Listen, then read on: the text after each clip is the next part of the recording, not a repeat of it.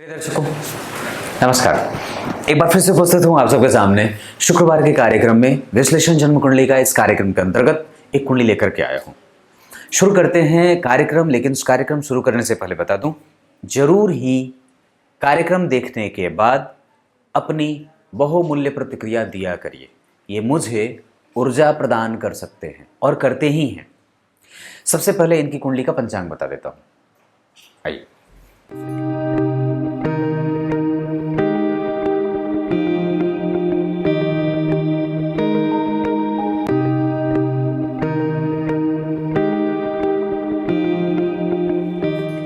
26 जनवरी 1991, 20:45, दिन शनिवार, उन्नाव, उत्तर प्रदेश की ये कुंडली है। विक्रम संवत 2047 और शक संवत 1942 शुभानु संवत्सर में इनका जन्म होगा। और जिस संवत्सर में इनका जन्म हुआ है उस संवत्सर में प्रभाव वस्त्र, धन, धान्य और पैतृक संपत्ति का व्यक्ति को लाभ मिलता देखा जाता है। व्यक्ति पैतृक संपत्ति का मालिक होता है। और सबसे बड़ी बात है, इसकी भाषा शैली बड़ी अजीब और अद्भुत होती है। भाषा पे अद्भुत पकड़। और एक और जो गंभीर बात है कि व्यक्ति 50 से 60 लोगों को अकेले ही संभाल सकता है अपने पौरुषत्व के बल पे। मतलब यह है स्थिति कि यहां व्यक्ति के पास इतना पराक्रम हो जाता है कि व्यक्ति कितने भी लोग अगर विरोध में खड़े हों, आसानी से उन्हें वश में कर सकता है। ये एक अद्भुत कला, ये इस संवत्सर में जन्मे होने का हो जाता है। और निकट आइए, शिशिर ऋतु में जन्म हुआ है। काम लेट से हो, शनि से प्रभावित ये ऋतु है इस वजह से। और माह जो है वो माघ का है, तो शरीर के सारे अंग वैसे ही हैं जैसे होने चाहिए। जितनी स्थिति शरीर के अंगों की होती है एक पुरुष की, उतनी ही होती है। मतलब यहां व्यक्ति दिव्य देह को धारण करने वाला है। शारीरिक सौष्ठव की स्थिति मजबूत होती है, वो प्रभावकारी होती है और स्थिति और शरीर की आकृति दिव्य होती है, गंधर्वों की भांति। आगे बढ़ता हूं। शिशिर ऋतु ये थोड़ा कमजोर, पर ये काम को और आलस्य को देने वाला होता है। काम की आसक्ति बढ़ती है, काम में रोधक तो नहीं क्षमता ये पैदा करता, पर है ये काम की अधिकता को बढ़ाता है। शुक्ल पक्ष के एकादशी तिथि का चंद्रमा शुभग्रह होते हैं। ऐसी स्थिति में ये चंद्रमा जहां भी कुंडली में बैठे होंगे अपना संपूर्ण शुभ प्रभाव ही देंगे।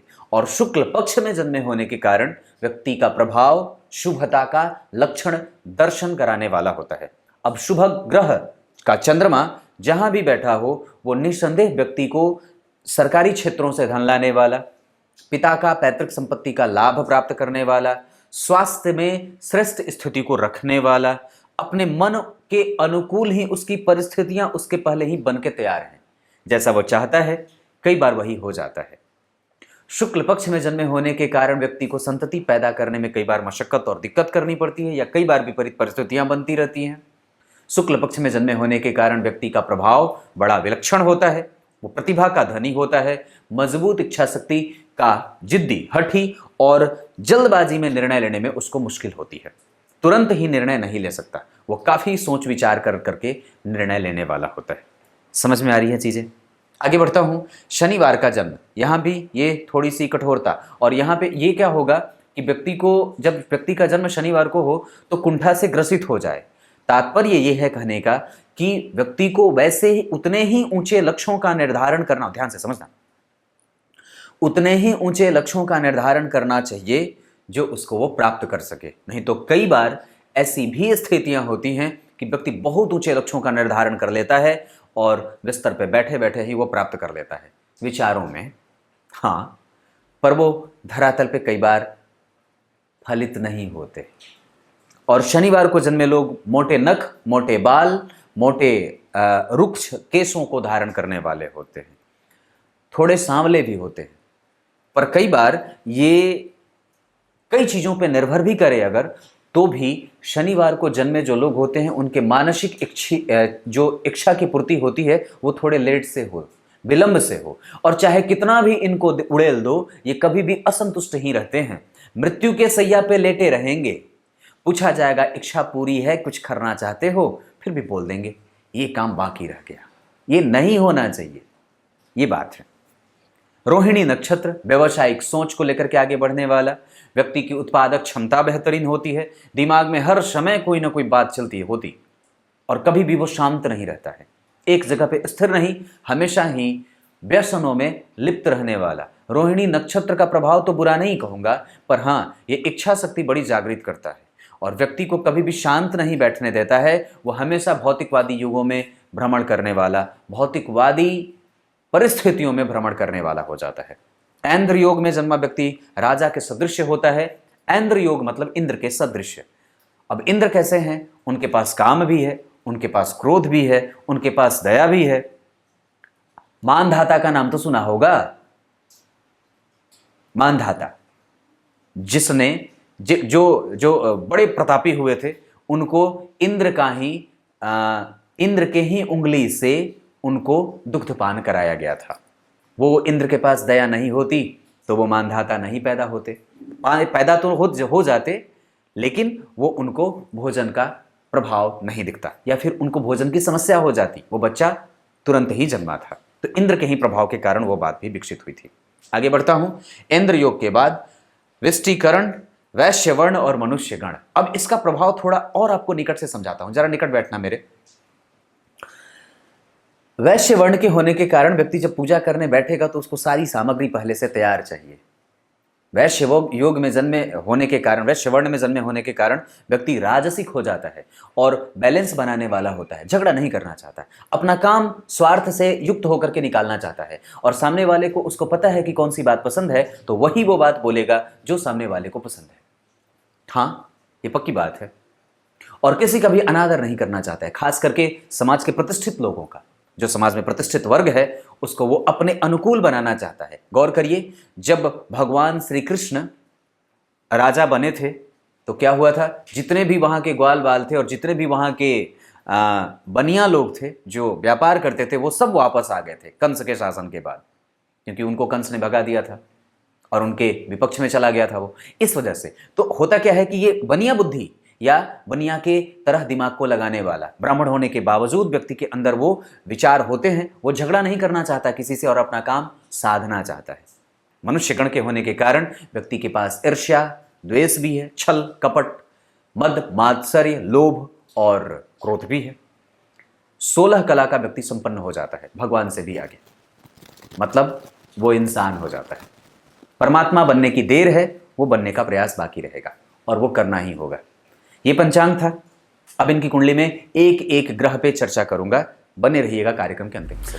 नक्षत्र की चर्चा कर दूं तो सबसे पहले इनके जन्म के नक्षत्र के बारे में अगर बता दूं तो रोहिणी नक्षत्र में इनका जन्म हुआ है, और ये रोहिणी नक्षत्र वृषभ राशि के अंतर्गत आता है 10 डिग्री से लेकर के 20 डिग्री तक। इसका प्रभाव संवेदनशील, कृषक और किसी को भी अपनी बातों से प्रभावित करने वाला, प्रभावशाली व्यक्तित्व का होता है, सुंदर होता है और चिर परिचित अंदाज में सबसे बात करता है। ये पहली बार जब किसी से भी मिले तो ऐसा ना लगने दे कि वो आपसे पहली बार मिल रहा है। जज बन जाए, वकील बन जाए, खेतीहर मजदूर और किसान बन जाए, मजदूर नहीं किसान बन जाए, बड़े कोठी का मालिक हो जाए, प्रभाव से युक्त होकर के पढ़ाने का काम कर ले, वाणी से संबंधित कोई भी काम कर ले, मुंशीगिरी का काम कर ले, अकाउंटेंट वगैरह का काम कर ले, किसी का डेटा संभालना हो, डेटाबेस से संबंधित कोई काम करना हो, कंप्यूटर से संबंधित कोई काम करना हो, तकनीक का ज्ञान और जानकार होता है, कैलकुलेटर पर बैठ करके काम करने वाला होता है, और ये निर्णायक होता है। 50 लोगों को निर्णय सुना दे और सब लोग उसका आदर भी कर लें। दरअसल ये पद से ज़्यादा प्रतिष्ठा का भूखा होता है, और ये सबसे अच्छी बात है।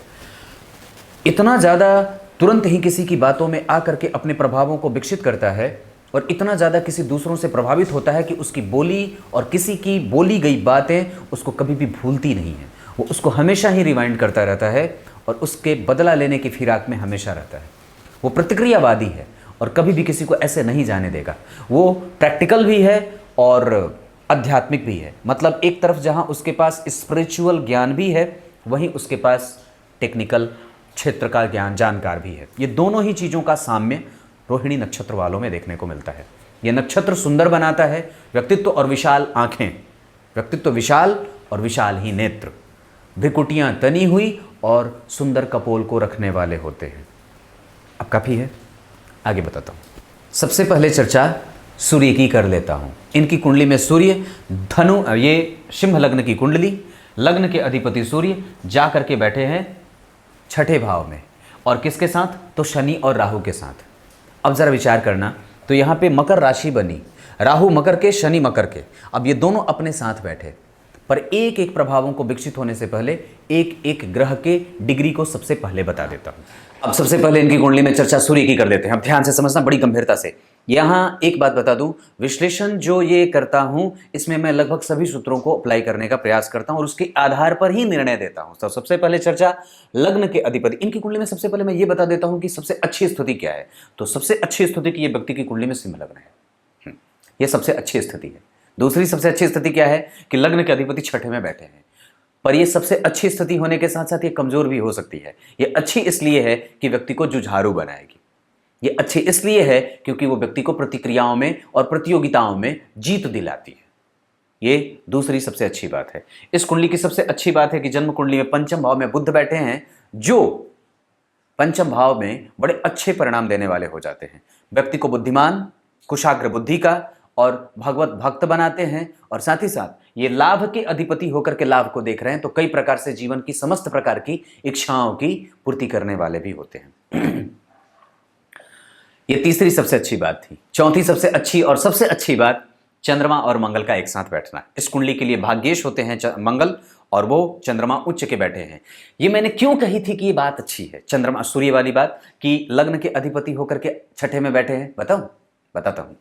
क्योंकि चंद्रमा, सूर्य जिस नक्षत्र में बैठे हैं उसके नक्षत्र को देखिए, ये चंद्रमा के नक्षत्र में बैठे हैं, और वो चंद्रमा उनसे पंचमस्त जाकर के भाग्येश के साथ उच्चका हो रहा है खुद के नक्षत्र में। अब जरा सोच के देखो कि ये कितनी बड़ी और ऊंची बात है। हाँ, जिस नक्षत्र में आपके ग्रह बैठे हैं उस नक्षत्र के अधिपति की अगर डिस्पोजिटर जो नक्षत्र है वो बड़ा अच्छा बैठ जाए, तो फिर वो प्रतियोगिताओं में सफलता देने के साथ साथ व्यक्ति के मानसिक संतुलन और लक्ष्मी संपन्न बनाने का प्रभाव विकसित कर देता है, और ये सबसे अच्छी बात हो जाती है।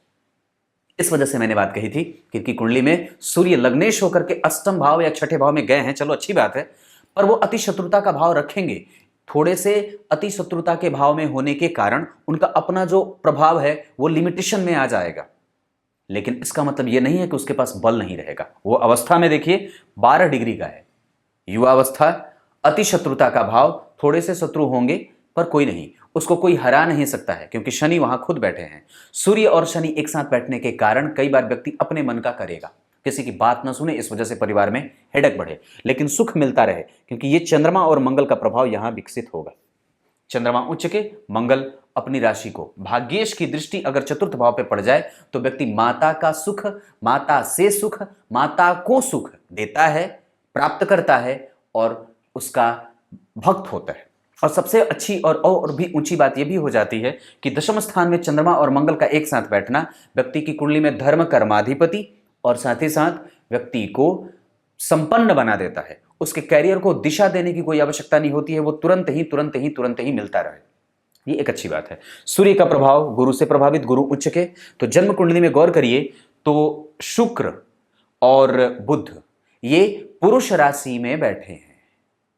शुक्र और बुध ये पुरुष राशि में बैठे हैं। बाकी अगर देखता हूं तो जितने भी सारे ग्रह, जितने भी बाकी, जो से यहाँ पे गुरु को देखिए, यहाँ चंद्रमा मंगल को देख लीजिए, यहाँ शनि राहु और सूर्य को देख लीजिए, ये सारे ग्रह जन्म कुंडली में स्त्री राशियों में बैठे हैं। तो लग्न बना पुरुष तत्व का, पुरुषोचित है, लेकिन वो बैठा स्त्री की राशि में, और वहां का अधिपति वहीं बैठा है। ये अग्नि तत्व का लग्न है, और राशि कौन है? जन्म कुंडली में चंद्रमा जो बैठे हैं वो जन्म कुंडली में वृषभ के बैठे हैं, यानी कि सूर्य और शुक्र से प्रभावित व्यक्ति।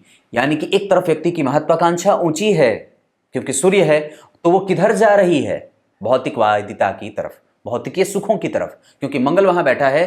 तो चंद्रमा के ऊपर मंगल का प्रभाव, पर व्यक्ति के पास धर्म भी रहे, क्योंकि धर्मेश के साथ बैठे हैं, धर्म के अधिपति के साथ बैठे हैं, धर्म का कारक उच्च का है मोक्ष के भाव में, और वहां केतु के साथ। ये व्यक्ति को मृत्यु बड़ा सरल सा, समझदारी और बड़ा बेहतरीन वातावरण में व्यक्ति की मृत्यु होती है, सुखद मृत्यु होती है, बिना कष्ट के।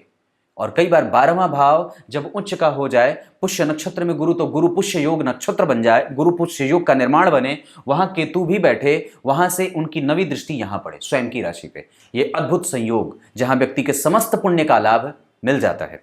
और एक बात बताता हूं, जन्म कुंडली के पंचम भाव पे अगर लाभ भाव के अधिपति की दृष्टि हो या बैठ जाए तो ये और भी बड़ी अच्छी बात हो जाती है कि व्यक्ति को मंत्रों का लाभ होता है। व्यक्ति मंत्र का पढ़ने वाला, उसको संस्कृत तुरंत ही आ जाए और वो तुरंत ही आसानी से मंत्रों का भेद समझ ले।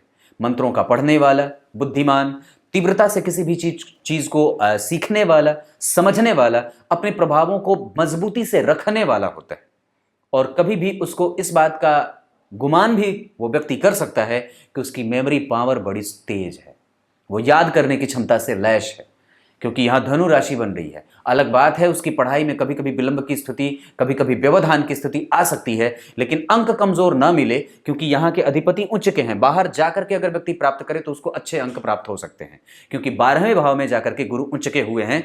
अंक कमजोर कभी कभी किस विषय में मिल सकता है? जिस शिक्षक पे आपने सबसे ज्यादा भरोसा करा होगा वही शिक्षक आपको अंक कम दे देते हैं। ऐसे व्यवसायिक संबंध तो किसी के साथ भी व्यक्ति के नहीं बनते हैं, लेकिन हाँ, आत्मीय संबंध व्यक्ति का हमेशा ही बेहतर होता है। जो भी व्यक्ति बात बोल दे उसको लोग आसानी से मान जाते हैं। उसके पास बल की अधिकता नहीं होने के बावजूद भी उसके वाणी का प्रभाव और उसके व्यक्तित्व का प्रभाव ऐसा होता है कि सब लोग उसके मुरीद हो जाते हैं। ठीक है, यह सूर्य है और गुरु से प्रभावित है। सूर्य 12वें नहीं है, लेकिन 12वें देख रहा है। गुरु 12वें बैठे हैं पंचमेश होकर के। व्यक्ति के पास प्रेम की कमी हो जाती है। वो बुद्ध देना तो चाहता है, पर फिर भी वहां के अधिपति 12वें राहु और केतु शनि सूर्य से प्रभावित हैं। पंचमेश पे शनि मंगल राहु केतु का प्रभाव हो जाए तो वो कई बार संतान से दूरी, वो खुद संतान पिता से दूरी बना लेता है। और कई बार पिता से संबंध अच्छे तो होते हैं, चंद्रमा मंगल है, कमजोर नहीं है, पर फिर भी थोड़ी सी एक शीशे की दीवार भी कायम रहती है। तो अगर वो है तो निसंदेह थोड़े से पिता को स्वभाव में कभी कमजोरी दे दे, या पिता कठोर थोड़े हो जाएं, या कई बार उनका स्वास्थ्य कमजोर रहे। ये वाला पक्ष जो है वो थोड़ा सा ऊपर नीचे होता है। पर माता का पक्ष, यहाँ का अधिपति मंगल उसे देख रहा है, खराब नहीं होना चाहिए, क्योंकि माता का कारक भी इसे देख रहा है। यहां 8 नंबर की राशि बनी है तो माता रोगी हो सकती है। नाभि का क्षेत्र प्रभावित हो, कमर का क्षेत्र प्रभावित हो, और कई बार चूंकि अगर हम इसको संपूर्णतया देखते हैं तो उस भाव पे 12वें बैठे गुरु और केतु दोनों का असर है। और इस पे किसी भी और अन्य ग्रह का प्रभाव तो देखें तो यहां पे कौन से प्रभावों की विकसित स्थिति देख रहे हैं? गुरु केतु का प्रभाव, चंद्रमा मंगल का प्रभाव, और बाकी तो ये यहां पे कोई नहीं देख रहा। तो 2 ग्रह यहां से और 2 ग्रह यहां से, तो 4 ग्रह, और यहां का अधिपति अगर इसे देख रहा है तो जितने भी प्रभाव से युक्त ये प्रभाव नेगेटिव होगा वो सबको वो फिर से बदल करके उसको कम और मिनिमाइज कर देगा। मतलब यहां पे अगर चंद्रमा भी देख लें तो वो चाहे कोई भी हो, कुंडली सिंह लग्न की है, 12वें के अधिपति आकर के दशम में बैठ रहे हैं, तो व्यक्ति को दूर जाना चाहिए। लेकिन यही स्थिति जो है वो माता के स्वास्थ्य को कभी कभी निचोड़ सकती है, क्योंकि 8 नंबर की राशि बनी, लेकिन फिर भी लाभ मिलता रहे, सुख मिलता रहे, मानसिक सुख की स्थिति बढ़िया रहे, मानसिक शांति की स्थिति बड़ी अच्छी रहे। पर गुरु 12 में है, इस वजह से कई बार व्यक्ति जो प्राप्त करना चाहता है ज्ञान, या इरेगुलर हो जाता है, रेगुलरिटी नहीं रहती है, कंसंट्रेशन थोड़ा सा भंग भी होता है, क्योंकि चंद्रमा देख रहा है 12वें का अधिपति, गुरु देख रहे हैं 12वें में बैठ करके। पढ़ना तो सब चाहता है, पर परिस्थिति ही ना बने, या कई बार वो खुद आलस्य का भाव रख ले। क्यों आलसी हो? क्योंकि शनि 6ठे में बैठे हैं राहु के साथ, ये आलस्य का भाव जागृत करते हैं। और कई बार व्यक्ति को आयु तो देते हैं, क्योंकि आयु की स्थिति यहां है। यहां का अधिपति विपरीत राजयोग बनाए, पेट से संबंधित समस्या, अभी ये संपूर्ण बता रहा हूं, अभी एक ग्रह बाकी है। तो यहां के अधिपति यहीं पे वापस देखेंगे 12वें बैठ करके, तो आयु दे, क्योंकि शनि भी देख रहे हैं तीसरी दृष्टि से, गुरु भी देख रहे हैं 9वीं दृष्टि से, केतु भी देख रहे हैं, अनुभव भी दे, धन भी दे, पैतृक संपत्ति भी अर्जित करवाए, चल अचल संपत्ति का मालिक भी बनाए, और पिता के साथ संबंध भी अच्छा रखे, माता के साथ संबंध भी अच्छा रखे, मृत्यु का वरदान बड़ा सुखद होता है। ये सारी चीजें प्राप्त होती हैं। ये सूर्य थे। और अगर सूर्य 6ठे भाव में जाते हो तो कई बार पिता का धन उसके बेटे पे जाता है और ज्यादा खर्च होता है, और कई बार उसके मित्र ऐसे हो जाते हैं जहां उनको मित्रों से कोई नुकसान नहीं होता, उसके सर्किल में बड़े अच्छे और ऊंचे लोगों से उसकी मित्रता रहती है, धनवान और धनाढ्य लोगों से। यह सूर्य था जिसके बारे में मैंने चर्चा करी। वो चंद्रमा के नक्षत्र में है, युवावस्था में है, अति शत्रुता का भाव रख रहा है, तो कभी कभी आत्मविश्वास कमजोर हो, क्योंकि राहु के साथ बैठा है। लेकिन प्रभाव में देखिए, राहु 4 डिग्री और सूर्य 12 डिग्री, अंशों में भेद 8 डिग्री का है, तो थोड़े कमजोर ही सही, पर जरूर वो छठे भाव में बैठा है तो आत्मविश्वास को रोग है, पर नौकरी भी यही देगा। ऐसा क्यों? क्योंकि दशम स्थान के जो अधिपति हैं वो शुक्र केंद्र में बैठ करके उच्चाभिलाषी होकर के, कैसे? दशम स्थान के अधिपति जहां खुद भाग्येश बैठ करके इस भाव को बल दे रहा है, और यहां के अधिपति अपने भाव से पीछे जाकर के 4 घर इस भाव का बल बढ़ा रहे हैं। यहां से चौथे कोई ग्रह नहीं है, लेकिन यहां से तीसरे गुरु बैठे हैं। अपना खुद का व्यवसाय भी व्यक्ति चला सकता है, अपना खुद का कोई भी काम व्यक्ति शुरू कर सकता है। मंगल और चंद्रमा से संबंधित, उसके बाद सूर्य से संबंधित भी कारोबार कर सकता है। शनि से संबंधित अगर कुछ भी करे वो दशा के आधार पर निर्भर होगी बात कि किस पे और कौन सा करना चाहता है। लेकिन इस भाव का बल शुक्र स्वयं बढ़ा रहे हैं। इस भाव का बल तो बढ़ा ही रहे हैं शुक्र दशम स्थान का, लेकिन वो साथ ही साथ उसके अगले भाव यानी कि 8वें भाव का भी बल बढ़ाएंगे, क्योंकि शुक्र जहां बैठते हैं उससे अगले भाव का फल बढ़ जाता है।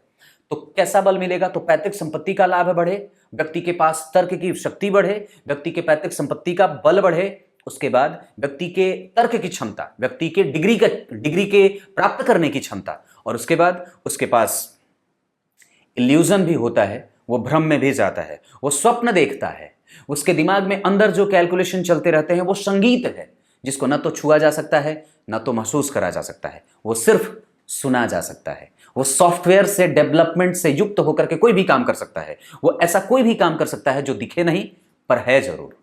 परमात्मा की भांति व्यक्ति का प्रभाव हो जाता है, जो सामने से उसके शरीर और काया की लंबाई और चौड़ाई थोड़ी ऊंची और छोटी भी हो या कमजोर भी हो, पर फिर भी उसकी वाणी का प्रभाव बड़ा बेहतरीन होता है, क्योंकि चंद्रमा के पास मंगल का बल है। ये सूर्य थे, अभी उसी पे चर्चा बाकी है, अब चंद्रमा पे करूंगा।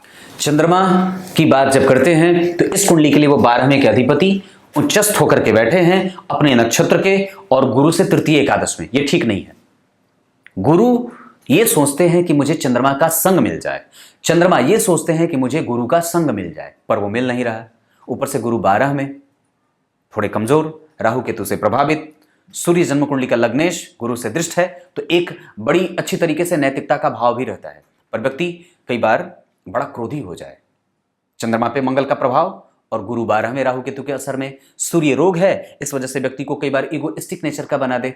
चंद्रमा के पास मंगल का प्रभाव है, वो चंद्रमा व्यक्ति की कुंडली में केंद्र में बैठा है, तो एक अलग तरीके का बड़ा अच्छा प्रभाव रहेगा। व्यक्ति को शांति दे, उसके मानसिक विकलता की स्थिति कमजोर होती है, वो विकल नहीं होता, और छोटी छोटी समस्या से कभी भी परेशान भी नहीं होता है, उसके पास बल है।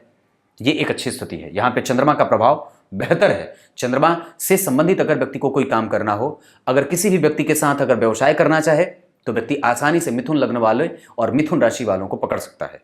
उसके बाद मेष लग्न वाले और मेष राशि वालों को पकड़ सकता है। मिथुन और मेष से संबंधित, उसके बाद धनु राशि से संबंधित इन शहरों में सफेद रंग, उसके बाद गेरुआ रंग, बैगनी और मैजेंडा, ये इतने सारे रंगों से संबंधित अगर कोई भी कारोबार करे या कोई भी अगर वस्त्र पहने तो बड़ा आनंद हो। उसके बाद ये चंद्रमा की स्थिति जो ठीक है, पर गुरु के संग न मिलने के कारण और उस पर किसी भी ग्रह का कोई प्रभाव नहीं। अब एक बात और बताता हूं, यहां पे एक बड़ी अच्छी बात है कि चंद्रमा उच्च के अपने नक्षत्र में तो है, उनके पास बल भी है, तो वो व्यय की स्थिति को मिनिमाइज करेंगे। दरअसल वो निगेटिव नहीं होंगे, क्योंकि वो ग्रह खुश है। 12वें का अधिपति खुश हो तो व्यक्ति को ऋणी नहीं बनने देता है। वहां गुरु उच्च के बैठे हैं तो व्यक्ति कभी भी कोर्ट केस कचहरी किसी से लड़े तो कोई हरा ना पाए, क्योंकि सूर्य लग्नेश स्वयं उसको देख रहे हैं, शनि स्वयं स्वग्रही होकर के बैठे हैं, राहु का बल है, उच्च का गुरु वहां का अधिपति उच्च का, तो 12वां भाव तो आपका वैसे भी बली है भाई साहब, तो घबराना क्यों? ना तो ऋण में रहोगे, ना तो कोई आपको हरा सकता है, ना दुश्मन आपके सामने खड़ा होकर के कोई आपसे ऊंची आवाज में बात कर सकता है। विरोधी पक्ष हमेशा ही कमजोर बना रहे और कभी भी उसकी हिम्मत ना हो कि आपके सामने आकर के पैठ बनाए। तो ये स्थिति 12वें भाव की बड़ी अच्छी बनी। तो अब क्योंकि 12वें भाव के अधिपति के साथ भाई मंगल बैठा है, अब 12वें भाव के अधिपति के साथ मंगल बैठे हैं तो व्यय थोड़ा मिलेगा। व्यय किसको? तो भाग्य को, क्योंकि 12वें का अधिपति जिसके साथ बैठता है उसको थोड़ी बहुत कमजोरी तो जरूर देगा। तो ज्ञान का पक्ष कमजोर हो जाए, तार्किक क्षमता कई बार कमजोर हो जाए, लेकिन वो फिर भी बुद्ध देंगे। लेकिन गुरु 12वें है तो ज्ञान की कमी कभी कभी खटकती है। मेरे पास ये हो जाए, ये होती बात, मैं इस क्षेत्र में पढ़ा होता तो शायद कुछ अच्छा कर लेता। ये भाव जागृत होता है। थोड़ी और मेहनत हो जाती तो मुझे इतने अंक मिल जाते। ये भाव गुरु जागृत करवाएंगे। और दरअसल भाग्य का लाभ अगर कुछ कमजोर हो रहा है तो वो सिर्फ इसलिए क्योंकि गुरु 12वें, मंगल चंद्रमा के साथ, और मंगल अग्नि तत्व के ग्रह होकर के भूमि तत्व की राशि में बैठे हैं और लग्नेश छठे में जा रहे हैं। लग्नेश की स्थिति अपने जगह पे ठीक है, नक्षत्र से बल उसको मिल रहा है, क्योंकि जिस नक्षत्र में बैठे उस नक्षत्र का अधिपति उच्च का है और वो त्रिकोण के अधिपति नहीं, त्रिकोण के अधिपति के साथ बैठे हैं। मैं जल्दी जल्दी तो नहीं बोल रहा हूं, अब मंगल पे चर्चा करूंगा। मंगल की बात करते हैं, जो पराक्रम के अधिपति और पराक्रम के कारक होते हैं। पराक्रम का क्षेत्र शौर्य, ऐश्वर्य, प्रभाव, प्रभावशीलता, ऊर्जा, शौर्य और मेहनत करने के बाद उसके परिणाम में और परिणाम को प्राप्त करने का बल, ये मंगल। जहां भाग्य भाव के अधिपति होने के साथ साथ वो जन्म कुंडली के सुख के भी अधिपति होते हैं। एक केंद्र और एक त्रिकोण के अधिपति होने के कारण इस कुंडली में वो महत्वपूर्ण और कारक ग्रह के रूप में सूर्य भी होंगे, गुरु भी होंगे और मंगल भी होंगे। यहां ये तीनों ग्रह मजबूत स्थिति में हो जाएं तो कुंडली बहुत अच्छी समर जाएगी, जो कि मंगल भी हैं।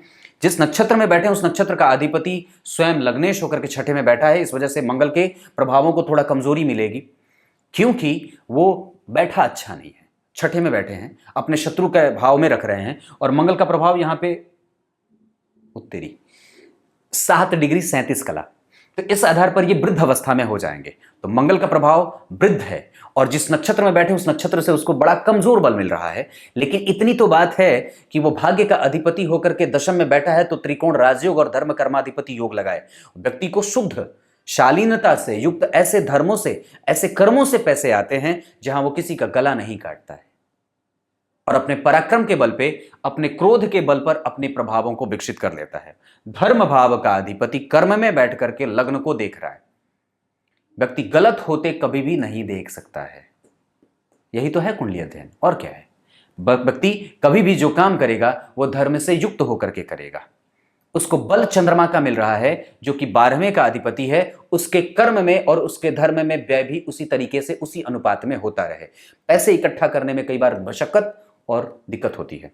मंगल की चौथी के बाद 7वीं दृष्टि, यहां सांसारिक सुख, ऐश्वर्य का सुख, नौकरी की समस्या का निदान, नौकरी का मिलना, क्योंकि शनि भी यहां नौकरी भाव में बैठे हैं, प्रतियोगिता का भाव होता है, ये देंगे। यहां से मंगल भी भाग्य का बल दे रहे हैं, तो इस वजह से मानसिक शांति और व्यक्ति चीर निद्रा में आराम से सो जाता है। और सबसे बड़ी बात है कि व्यक्ति के पास चल अचल संपत्ति के खड़ा करने का भाव भी है। ये जब भी व्यक्ति अगर मंगल की दशा बीते, गुरु की दशा बीते, उसके बाद अगर चंद्रमा की दशा बीते, गुरु की दशा बीते, ये 2-3 दशाएं, चंद्रमा, मंगल और गुरु, ये 3 दशाओं में व्यक्ति चल अचल संपत्ति खरीदना। दशा का मतलब क्या है, अंतरदशा में भी कुछ भी ऐसा काम करना हो तो श्रवण नक्षत्र में, अनुराधा में, उसके बाद पुष्य नक्षत्र में, उसके बाद रविवार के दिन में, उसके बाद मृगशीरा में, अभिजित नक्षत्र में अगर कोई भी काम करना हो तो कर सकता है। बड़ा लाभ मिलेगा इनके नक्षत्र के हिसाब से। तो ये सारी स्थितियां जो जन्म कुंडली में बन रही हैं, ये अच्छी बात है। यहां से ये भाव संवर रहा है। उसके बाद इसी धर्म भाव के अधिपति कर्म में बैठ करके अपनी 8वीं दृष्टि से बुध को देख रहे हैं।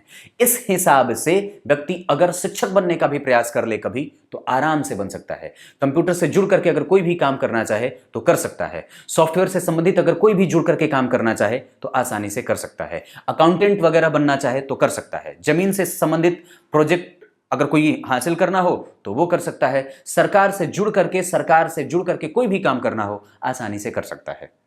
जमीन की खरीद बिक्री, पशुओं का कारोबार, जल विभाग से संबंधित नौकरी, वन विभाग से संबंधित नौकरी, फर्नीचर से संबंधित कारोबार, ये सब व्यक्ति की कुंडली में बनती है।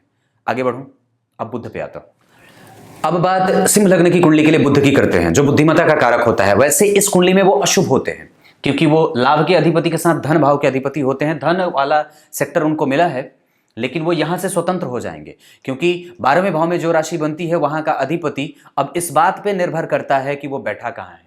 वो गुरु की राशि में बैठे हैं और गुरु, याद करिए, वो 12 में बैठे हैं। इसका मतलब है कि वो शत्रुता का भाव रखेगा। तो बुद्धि को कई बार मैंने बात कही थी कि जल्दी में निर्णय लेने में दिक्कत होती है, तो ये बात है। निर्णय लेने की क्षमता, स्पाइनल कॉर्ड की समस्या, मेरुदंड में, और व्यक्ति को व्यवसाय करने में जब भी चले तो बड़ा डर सा लगता है, उसको खुद पे भरोसा ही नहीं होता है और वो कई बार धोखा खा जाता है दूसरों से। दूसरे लोग उसको ठग करके चले जाएं। ऐसा इसलिए नहीं क्योंकि यहाँ पे ये भाव खाली है, ऐसा इसलिए क्योंकि बुध जो है वो यहाँ के अधिपति होकर के यहाँ बैठे हैं। मति बुद्धि कभी कभी क्षीण हो जाती है और उसके आगे 3-3 पापग्रह भी तो बैठे हैं, तो उसका भी तो प्रभाव रहेगा। और मंगल भी तो देख रहा है, तो नेचर वाइज व्यक्ति को धार्मिक बना दे, दानी बना दे, प्रगल्भ बना दे, वाणी का प्रभाव भी दे दे, लेकिन निर्णय की क्षमता, डिसीजन मेकिंग जो कैपेसिटी होती है वो कमजोर होती है। ये बुध यहाँ पे शत्रुता का भाव और डिग्री में ये 21 अंश के हैं, कमजोर है। इस वजह से ये कमजोरी रहेगी। वाणी का प्रभाव तो फिर भी रहेगा क्योंकि सिंह लग्न का है, सिंहनाद करता है और एक बार जब चीख दे तो सारे लोग शांत हो जाते हैं, लेकिन वो प्रभाव थोड़ा कमजोर भी होगा क्योंकि गौर करिए मंगल और शुक्र दोनों देख रहे हैं, तो मंगल का भी प्रभाव है चंद्रमा पे और लग्न पे भी, और शुक्र का भी प्रभाव है, बाकी तो कोई देख नहीं रहा। तो मंगल का प्रभाव जहां व्यक्ति को साहस, धैर्य, ऊर्जा, अभिमान और स्वाभिमान बनाए दे, शुक्र का प्रभाव उसको सौम्य बना दे, शुक्र का प्रभाव उसको सुंदर बना दे, शुक्र का प्रभाव उसके दाम्पत्य में कभी कभी पर्सनल लाइफ को कमजोर कर दे क्योंकि वो अकेला बैठा है और यहाँ का अधिपति व्यय में है। लेकिन आर्थिक पक्ष कभी भी कमजोर ना हो। विवाह के बाद दाम्पत्य में चंद्रमा 12वें भाव का प्रभाव विकसित कर रहे हैं, वहां खुद गुरु बैठे हैं, कभी भी व्यक्ति का खर्च और व्यय गलत जगहों पे नहीं होता है, वो हमेशा ही सही जगहों पे व्यय करता है। थोड़ा खर्चीला जरूर होगा पर अच्छे कामों के लिए, और उसका दाम्पत्य और व्यक्ति का जो विस्तर का सुख है, जो सैया सुख है, वो कभी भी कमजोर नहीं है। तो बुध का प्रभाव यहाँ ठीक है। बुध यहाँ से जन्म कुंडली के लाभ को देख रहे हैं, पंचमेश जन्म कुंडली में उच्च के और लाभ का अधिपति लाभ को। शेयर, सट्टेबाजी, लॉटरी आदि में भी अगर कभी कभी धन लगाना चाहें तो लगा सकते हैं, पर चूंकि सूर्य छठे भाव में बैठे हैं इस वजह से थोड़े कम, और किसी सलाहकार से युक्त होकर के ही धन लगाना सही होगा क्योंकि चंद्रमा फिर भी 12वें के अधिपति हैं, उनके पास बल थोड़ा कमजोर जरूर होगा। क्लियर है? अब गुरु की बात करते हैं। बात अब गुरु की करते हैं। सिंह लग्न की कुंडली के लिए सर्वाधिक कारक भी होते हैं ये, और यहाँ के अधिपति होने के बाद ये अष्टम स्थान के भी अधिपति होते हैं। उसको देख रहे हैं तो वो भाव बल प्राप्त कर रहा है। यहाँ के अधिपति होकर के, मतलब पंचम के अधिपति होकर के 12वें बैठे हैं और वो पुष्य नक्षत्र में बैठे हैं, उच्च के हैं, युवावस्था में हैं, तो बल बढ़ेगा। किसका? ज्ञान का। पावर बढ़ जाए किसका? प्रेम का। पर वो कभी कभी दुराव भी दे, व्यक्ति को कई बार सांसारिक मोह माया से मुक्त करने का प्रभाव भी विकसित कर देता है। व्यक्ति कई बार सांसारिक भावनाओं से और संसार के जितने भी प्रभाव होते हैं उनसे अपने आप को मुक्त करना चाहता है, और वस्तुतः वो महत्वाकांक्षा तो उसके पास है जो होनी चाहिए, लेकिन वो आध्यात्मिकता भी उतनी ही कूट कूट करके भरी होती है, उसके सूंघने की शक्ति बड़ी प्रबल और प्रखर होती है। वो भविष्य में घटने वाली घटनाओं को कई बार पहले ही समझ लेता है और जान लेता है। ये शुक्र के कारण, हाँ, ये शुक्र के कारण होता है, और उसकी प्रबलता इसलिए भी बढ़ जाती है क्योंकि अष्टम का अधिपति अपनी नवी दृष्टि से इसे देख भी रहा है। ये ऐसा भाव है जो छुप छुपा करके व्यक्ति को प्रभावित करता है, और वो वही जानता है जिसकी कुंडली में वो भाव विकसित हो। क्लियर है? पांचवी दृष्टि से यहां देखेंगे, कभी कभी दुराव और कभी कभी नजदीकियां दोनों होंगी क्योंकि वो 12वें में बैठे हैं, उच्च के हैं, तो ज्ञान संपन्न और व्यक्ति के आय को और व्यय को नियंत्रित करेंगे। खर्च की स्थिति को भी कई बार वो सही जगह पे खर्च करवाएंगे, वो गलत जगहों पे खर्च नहीं कराएंगे क्योंकि गुरु अगर अच्छे होते हैं तो व्यक्ति को कभी भी गलत जगहों पे और निंदनीय कृत्य करने से रोक देते हैं। गुरु और मंगल का प्रभाव अगर चतुर्थ भाव पे हो तो माता का धन, माता का प्रभाव, माता से लाभ चंद्रमा का हो तो बड़ा अच्छा होता है, मतलब माता से सर्वस्व व्यक्ति को मिलता है। गुरु की 7वीं दृष्टि यहां नीच की दृष्टि पड़ेगी, यहां का अधिपति यहीं बैठा है, इस वजह से ज्ञान के बल पर, अपने पहचान के बल पर, अपने लोगों में उसके साख और मजबूती से युक्त होने के कारण उसका कोई भी कुछ बिगाड़ नहीं सकता है क्योंकि इस भाव का अधिपति तो यहां बैठ ही रहा है, साथ ही साथ पंचम का अधिपति देख रहा है, तो कई बार पुत्र से और संततियों से और कई बार प्रेम से दूरी हो जाती है। व्यक्ति न तो किसी से प्रेम करता है और न किसी से बहुत ज्यादा मिला जुला रहता है। उसकी 5वीं के बाद 7वीं के बाद 9वीं दृष्टि यहां संपन्नता मिले, धन मिले, लाभ की प्रभाव की स्थिति बढ़ती है, पेट का रोगी बना दे, गैस्ट्रिक की समस्या हमेशा होती रहे, और यहाँ पे शनि का प्रभाव है तो आयु संपन्न बनाए। ये एक अच्छी स्थिति, इसीलिए तो सिंह लग्न की कुंडली बड़ी अच्छी हो जाती है और तीव्रतम विकास की द्योतक हो जाती है। वो श्रेष्ठ लग्नों में से एक है। व्यक्ति सिंह है मतलब, और अगर इसी कुंडली में गज केसरी योग घटित हो जाए ना तो मजा आ जाए, आनंद आ जाए, पर वो हो नहीं रहा। अब शुक्र की बात करता हूं। अब बात शुक्र की करते हैं। इस कुंडली के लिए शुक्र कहां के अधिपति होते हैं? जन्म कुंडली में वो अधिपति होते हैं दशम के, और उनकी दूसरी राशि जन्म कुंडली के तृक भाव में बनती है, यहां पे मतलब तीसरे भाव में। अब यहां के अधिपति, यहां पे उनकी तुला राशि बन रही है, और गौर करिए तो यहां के अधिपति होकर के यहां से पंचमस्त बैठे हैं। पत्नी मेहनती और पराक्रम से युक्त, और सबके साथ इनके संबंध और स्वभाव पे और चरित्र पे भाइयों का प्रभाव भी रहता है। भाइयों के साथ संबंध कमजोर ना हो, ये बात भी अच्छी है। और दरअसल उनकी दूसरी राशि दशम स्थान में बनी है, यहां से इसका बल तो वो बढ़ा ही रहे थे, और संबंधी में ये शुक्र जो है वो 3 डिग्री के हैं। बाल अवस्था का ये ग्रह जिस राशि में बैठा उस राशि के अधिपति उसके मित्र होते हैं, मित्रता का भाव है। तात्कालिक मित्रता में भी मित्रता का, और ऐसे भी ये दोनों एक दूसरे के मित्र होते हैं। पर बाल अवस्था के होने के कारण ये ग्रह अपनी दशाओं में बहुत कम परिणाम देता है, 25% के बराबर परिणाम देता है। और चूंकि शुक्र बाल अवस्था में है और मित्रता का भाव रख रहे हैं, तो फिर भी व्यक्ति के पास सारी चीजें सटती जाएंगी। उसका पराक्रम सटता जाए, उसके कैरियर का प्रभाव उसके साथ रहे, वो कभी भी कमजोरी का एहसास ना करे, और धार्मिक संपन्नता के साथ साथ आर्थिक संपन्नता का भी एहसास व्यक्ति को कराते रहते। अनुभव संपन्न, सूंघने की शक्ति तीव्र, व्यक्ति के तर्क की क्षमता विकसित होती है, वो दिमाग के पिछले हिस्से से मजबूत होता है। मतलब जो चीजें सामान्यतया घटने वाली हैं, भविष्य में जो घटना उसके साथ घटित होने वाली है, वो व्यक्ति जान जाता है। व्यक्ति के संगीत सुनने की स्थिति बड़ी अच्छी है, कला का पारखी है, क्योंकि एक तो सिंह लग्न, ऊपर से शुक्र लग्न को देख रहे हैं, तो व्यक्ति सुंदर है, व्यक्तित्व का भी और आचरण का भी। प्रेमी किस्म का है, पर बहुत ज्यादा नहीं, क्योंकि कुंभ राशि है, वहां पे दार्शनिक राशि बनी है। और दरअसल यहाँ पे शुक्र जो बैठे हैं वो बाल अवस्था के धनिष्ठा नक्षत्र में बैठे हैं, जिसका अधिपति मंगल सूर्य के नक्षत्र में बैठा है। अब एक बात बड़ी अजीब है कि सूर्य अगर मकर राशि के बैठे हों तो बहुत ज्यादा असंतुष्ट भी नहीं होते और नहीं ज्यादा प्रसन्न भी होते हैं, वो सामान्य हो जाते हैं। और शुक्र जब कुंभ राशि के बने हों और वहां पे उच्चाभिलाषी की तरफ स्थिति उनकी बढ़ रही हो, ग्रह अगर उच्चाभिलाषी की तरफ बढ़ता है, उच्च राशि की तरफ बढ़ता है, तो उसका अंक बढ़ जाता है। और साथ ही साथ वहां पे किसी भी दुष्प्रभावों का कोई प्रभाव नहीं देखा जा रहा है, कोई भी दुष्प्रभाव उसे प्रभावित नहीं कर रही है, उसके पीछे ही उसका अधिपति बैठा है। आर्थिक संपन्नता व्यक्ति की रहती है, धर्म का लाभ मिलता रहे, धन का लाभ मिलता रहे, व्यक्तित्व बेहतर और विशाल, सुंदर मुख और सुंदर नेत्रों को रखने वाला होता है। उसके पास मित्रों की कमी नहीं होती है हमेशा ही। शुक्र का प्रभाव लग्न पे प्रभावित करे तो यह अच्छी बात होती है।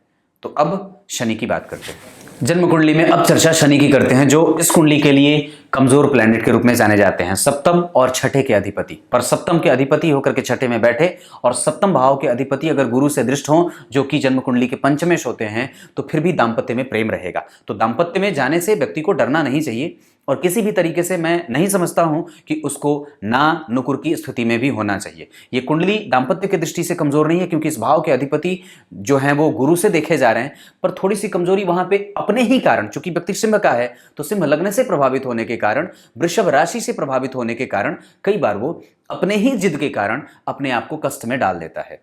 शनि जो है यहाँ पे अस्त हो रहे हैं सूर्य से, डिग्री जो है वो शनि की 4 की है और सूर्य 12 के हैं, इस वजह से वहां पे वो अस्त हो जाएंगे। लेकिन फिर भी शनि अस्त होने के बावजूद भी परिणाम हमेशा करते रहेंगे, आयु का लाभ, धन संपत्ति की स्थिति बढ़िया, और उसके बाद व्यक्ति को कई बार दांत का रोगी बनाते हैं, बालों की समस्या देते हैं, नेत्र की ज्योति को कमजोर करते हैं, और एक स्थिति और भी है जहां व्यक्ति को कई बार जुझारू बना देते हैं। वो लड़ता और भीड़ता भी रहता है, उसको इस बात का बड़ा गुमान होता है कि मेरे पास लोगों की पहुंच बड़ी है, ये बात भी है। तो कभी भी अगर हो जाए कुछ ऐसी बात कि आपके लोग आपके बड़े धनाढ्य हों और अच्छे हों, तो इसका मतलब ये नहीं होता कि आप सबसे माथे पे, वो एक स्थिति में नहीं जानी चाहिए, ऐसी स्थिति बनती है। उत्तराषाढ़ा नक्षत्र में बैठे हैं ये, और ये सूर्य का नक्षत्र होता है, सूर्य उनके निकट उनके साथ ही बैठे हैं, और वो सूर्य चंद्रमा के नक्षत्र में, यानी कि तीनों का कोई ए बराबर बी और बी बराबर सी वाली तो स्थिति बनी नहीं। लेकिन है इतनी बात बड़ी गंभीरता से कहूंगा कि जन्म कुंडली के दशम स्थान के जो प्रभाव में स्थिति हो रही है, दशम स्थान के अधिपति शुक्र लग्न को देख रहे हैं, व्यक्ति लक्ष्मी संपन्न और अपने पैरों पर खड़ा होना चाहता है, वो किसी से भी कुछ मांगना नहीं चाहता।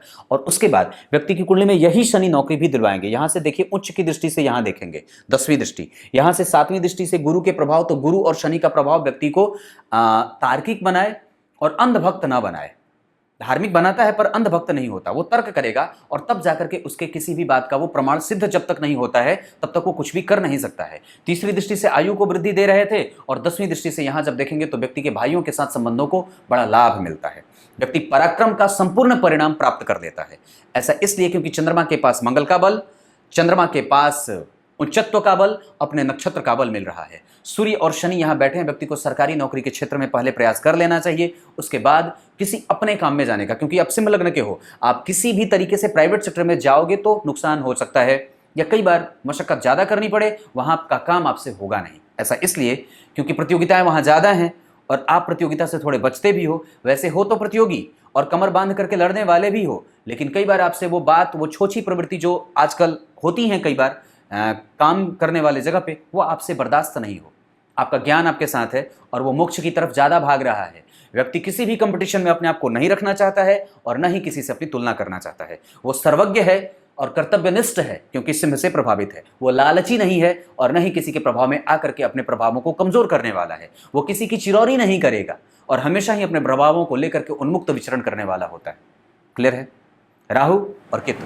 अब बात जब राहु और केतु की करेंगे तो इनकी कुंडली के लिए राहु मकर राशि में बैठे हैं। अगर वो कुंभ के होते तो शुभ होते, लेकिन मकर के बैठे हैं अशुभ होंगे। और डिग्री में अगर देखता हूं तो वो जो उनकी स्थिति है, वो राहु बैठे हैं 4 डिग्री 17 कला, कमजोर मृतप्राय, और ये अशुभ भी हैं। तो इनकी दशा में सावधान प्रत्येक प्रकार से। ऋण का लेना देना बंद, पुरानी चीज़ों का रिवाइव करना, रिवीजन करना, नई चीज़ों पे जाने से रोकना, धन लगाने से बंद करना अपने आप को। राहु की दशा कभी भी आए अंतर प्रत्यंतर में तो किसी को धन न देना, और उस स्थिति में अपने आप को पुरानी मशीनों को बना बना करके चलाना, नई मशीनें न खरीदना। राहु की दशा में व्यक्ति को संतुलित होकर के काम करना होगा, नहीं तो वो दशा व्यक्ति को ऋण में, कर्ज में और शॉर्टकट अपना करके आगे बढ़ना चाहिए।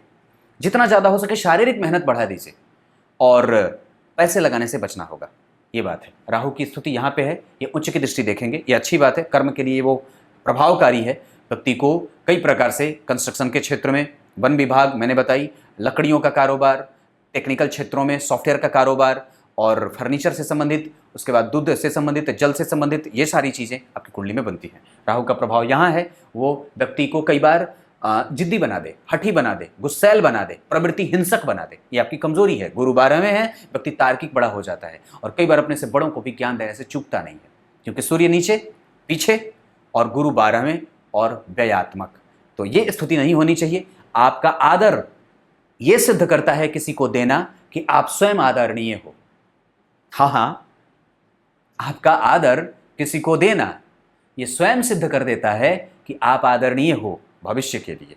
ये बात हमेशा याद रहे। तो ये बात है। राहु का प्रभाव यहाँ है, इस वजह से अगर मैं कहता हूँ तो यहाँ पे उसका प्रभाव अच्छा रहेगा। राहु की दशा में आपको धन आने की स्थिति भी बढ़ती है। लालच ना होना, क्योंकि वो बुध की राशि को देख रहा है, तो लालच से मुक्त होकर के राहु की दशा को जीना होगा। और जब कभी भी बात करूँ तो आपकी कुंडली में किस किस ग्रह की दशा अच्छी जाएगी? सूर्य की दशा अच्छी जाएगी थोड़ी बहुत मशक्कत करने के बाद। चंद्रमा की दशा बेहतरीन जाएगी। मंगल की दशा भी अच्छी जाएगी। अच्छी का मतलब क्या है? अच्छी कहने का मतलब है कि चंद्रमा की दशा में मानसिक शांति बढ़ जाए। सूर्य की दशा में व्यक्ति का प्रभाव और उसका जो विरोध करने का प्राबल्य है, मेहनत करने की जो शक्ति है, उसके अंदर जो ऊर्जा है, उसके अंदर जो साहस है, वो बढ़ जाए। उसके अंदर धार्मिकता बढ़ जानी चाहिए। मंगल की दशा में धार्मिकता बढ़ जाए, दान करने की शक्ति बढ़ जाए, व्यक्ति की मदद करने की जो स्थिति है वो बढ़ जाए। बुध की दशा में व्यक्ति को स्वास्थ्य से संबंधित समस्याएं बनती हैं। प्रेम का प्राबल्य कम हो जाता है, उसके वाणी का प्रभाव कमजोर हो जाता है, वाणी में उग्रता बढ़ जाती है।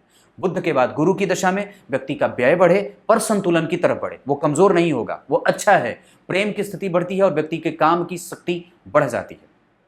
शुक्र की दशा में व्यक्ति को खर्च की स्थिति में लेके जाए और व्यक्ति के अंदर जो सोचने की क्षमता है, जो कल्पना शक्ति है, जो उसके सेंटिमेंटल होने का प्रभाव है, वो सब बढ़ जाता है। निर्णयात्मक क्षमता और व्यक्ति में प्रेम का एक बड़ा गहरा सा प्रभाव व प्रवाह आता है। शनि आयु बढ़ाए, मुक्ति दे और कई बार व्यक्ति में जीवटता का एहसास कराए। आलस्य भी देता है और वहाँ पे वो कई बार व्यक्ति को घुटने का दर्द, कंधे का दर्द, कमर का दर्द, मांसपेशियों का दर्द और उस समय न्याय ज़्यादा करवाए, मेहनत ज़्यादा करवाए और व्यक्ति के मानसिक स्थिरता को अस्थिरता में बदलता है। नमस्कार करता हूँ।